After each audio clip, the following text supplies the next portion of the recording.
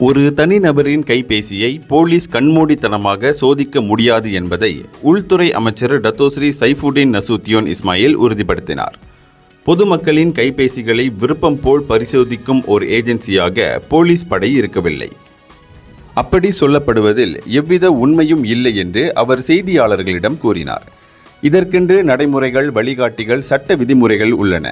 குறிப்பிட்ட நோக்கங்களுக்காக அவ்வாறு செய்வதற்கு சட்டம் போலீசுக்கு அனுமதி அளிக்கிறது.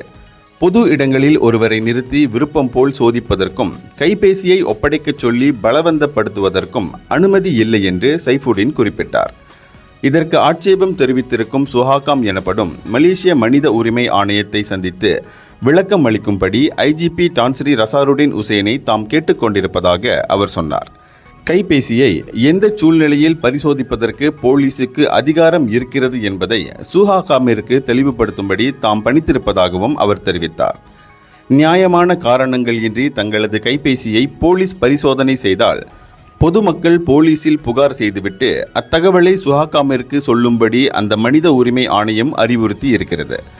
சந்தேகம் ஏற்பட்டாலோ ஆதாரமாக பயன்படுத்துவதாக இருந்தாலோ போலீஸ் தனிநபர்களின் கைபேசியை சோதிக்கலாம் என்று கடந்த செவ்வாய்க்கிழமை தான்ஸ்ரீ ரசாருடின் உசேன் கூறியிருந்தார். இதற்கு கிரிமினல் குற்றவியல் சட்டம் பிரிவு 23(1) அனுமதிக்கிறது. இதற்கு ஆதரவாக மலேசிய தொடர்பு பல்லூடக சட்டம் பிரிவு 233 உள்ளது என்றும் அவர் சொன்னார்.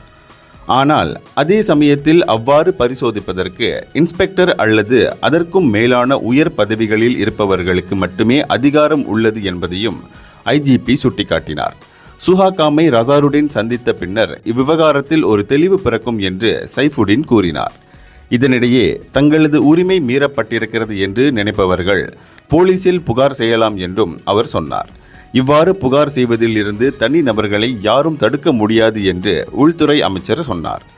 ஆசியா அனைத்துலக பாதுகாப்பு உச்சிநிலை மாநாடு கண்காட்சி ஏற்பாடுகளை நேர்வில் பார்வையிட்ட பின்னர் செய்தியாளர்களை சந்தித்த சைஃபுடின் இதனை தெரிவித்தார். இந்தியர்களின் இதய குரல் மக்களோசை.